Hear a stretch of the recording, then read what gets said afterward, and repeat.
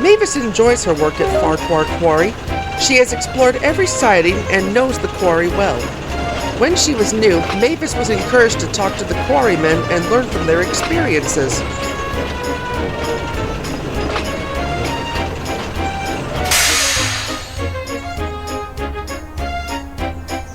But her driver warned her not to ask about the engine who previously worked at the quarry. "Why? What happened?" Mavis asked. "Never you mind," replied the driver firmly. "Bad things happen to those who tell the story." Mavis thought it best to remain in the dark, but there was someone who did know the story. Thomas. "Whee!" hissed Percy.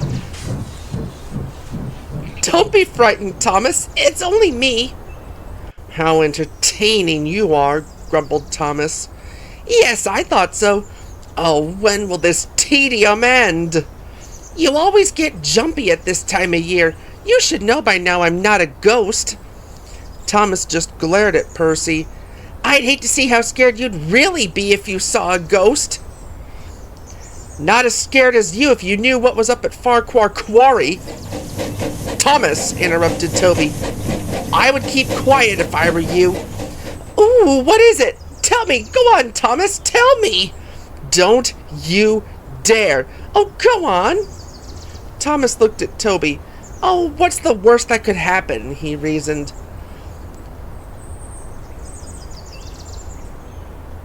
Long ago, before Mavis arrived, there was a little engine who used to work at Farquhar Quarry. I can't remember what he was called. He wasn't there long when I first worked on the branch line. A quarryman decided to take charge of the engine while his crew were away. He drove the engine straight down a shaft. The quarryman jumped clear.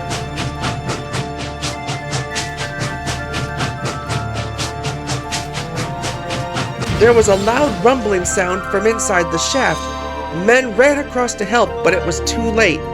The shaft collapsed and buried the little engine alive. He was never found again, but from time to time, he's been seen wandering around the quarry, looking for the quarrymen who sealed his fate.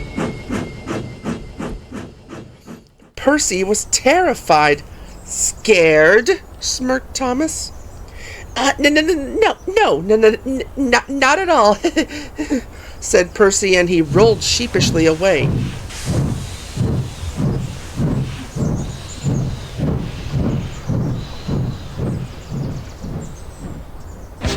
For the rest of the day, Percy couldn't help thinking about Thomas's story. "It can't be real," he thought to himself, but he couldn't convince himself otherwise. Thomas felt very pleased with himself. Toby was cross. "Oh, you shouldn't take any notice of Thomas," he said. But all the same, Percy decided to talk to Mavis about it. "A ghost? Not that I know of. I've worked here for years now, and I've never seen or heard of a ghost." "See, I told you not to listen to Thomas."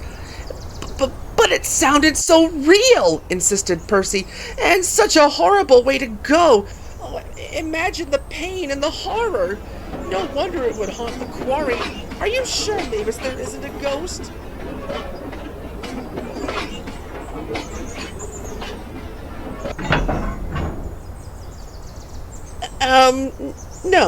No. There's nothing at all." Percy felt a little reassured, but still wasn't convinced. He would look at the shaft where the little engine disappeared. Unbeknownst to Percy, Mavis was noticing strange things happening in the quarry. The trucks seemed on edge as they were slowly pushed into different places, seemingly on their own. The air grew colder, and a heavy feeling seemed to linger around the yard. Something isn't right," muttered Mavis quietly. Meanwhile, Thomas was enjoying having the upper hand. "Hey! Shh! Don't be frightened, Percy. It's only me." That night, Mavis couldn't sleep. She couldn't settle. Then she peered through the darkness.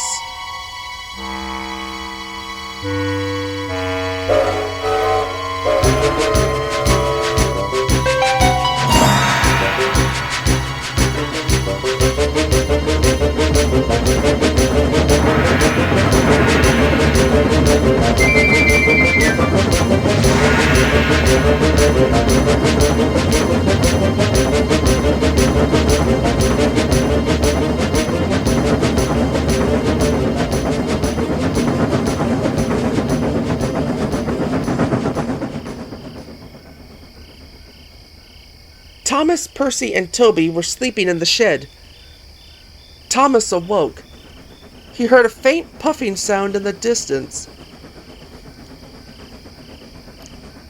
"Who's there?" No one replied.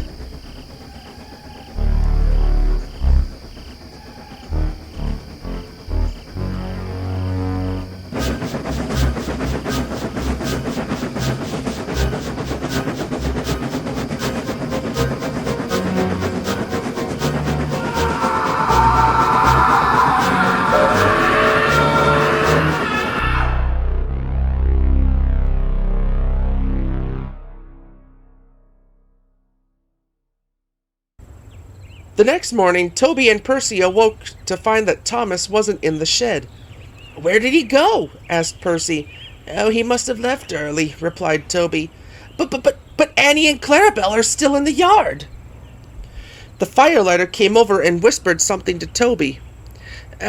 Percy, Thomas had to leave early. You'll be taking Annie and Clarabelle today. Is Thomas all right?"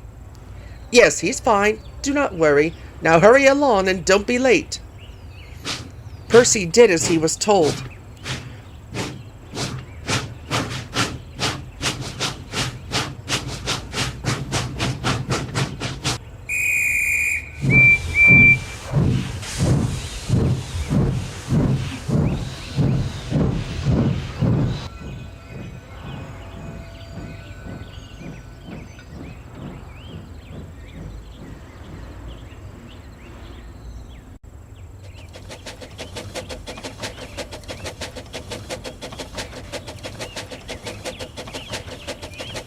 Toby found Thomas hiding in the yard amongst the trucks. He looked very shaken up. "I told you not to tell the story," sighed Toby, "but you wouldn't listen." Thomas said nothing. "Although, you forgot one important part of the story. Whoever tells the story of the quarry engine in full is visited by the ghost himself. You were lucky, must be because you're an engine." Why? How come you know of the story?" "I was told by a quarryman. He was never heard from again. Maybe next time it would be wise to be as silent as the grave," said Toby firmly. Thomas vowed never to speak of the story again.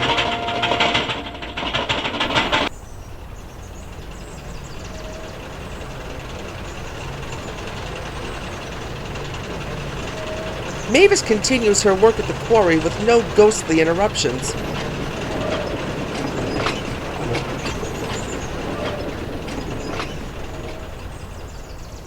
However, she is more weary whenever she's around the mine shaft now, and for good reason.